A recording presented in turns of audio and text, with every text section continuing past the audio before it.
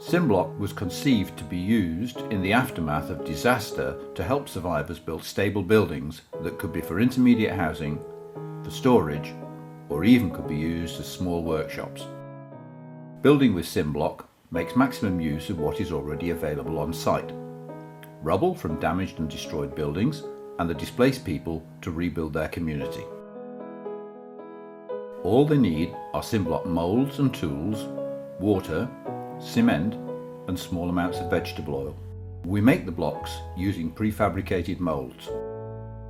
We use inserts to make partial blocks or the block shapes needed for door and window arches.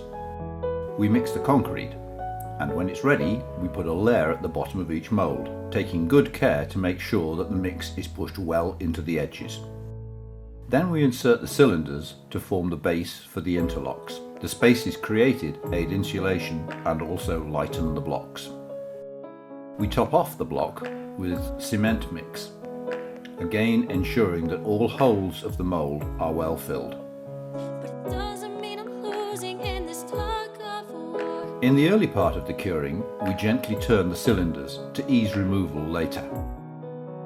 After 15 to 20 minutes, the mix has cured sufficiently for the blocks to be removed from the moulds and then the moulds cleaned for the next batch. We have to do this carefully so that we do not damage the partially cured blocks.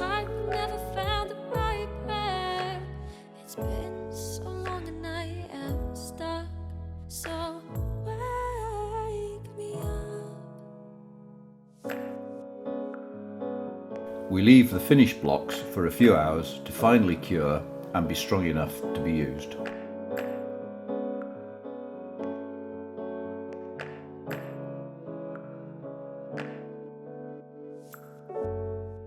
The apparatus used to create a flat surface to build on is a flat square metal sheet.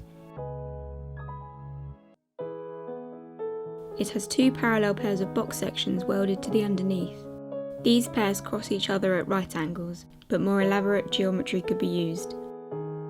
Reference points to build on are made by pressing them into wet mortar. The mortar should be located at every corner in the design and, if needed, in longer sections of the straight wall, providing grooves to hold the steel box sections provided. The metal apparatus are positioned so that they are level in both directions and aligned so that the laser beam from one jig strikes the point where the beam would emerge from the one adjacent. Box sections may be joined using a coupling.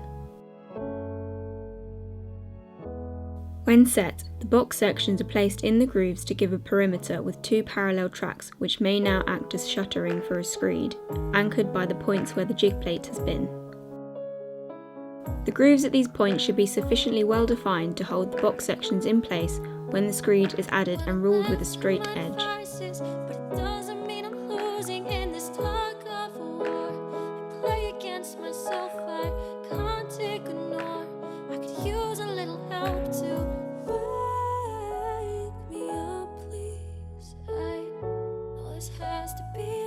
We demonstrate how easily a team with no experience used 300 SIMBlocks to build a 4 metre by 3 metre by 2 metre high building in 6 hours.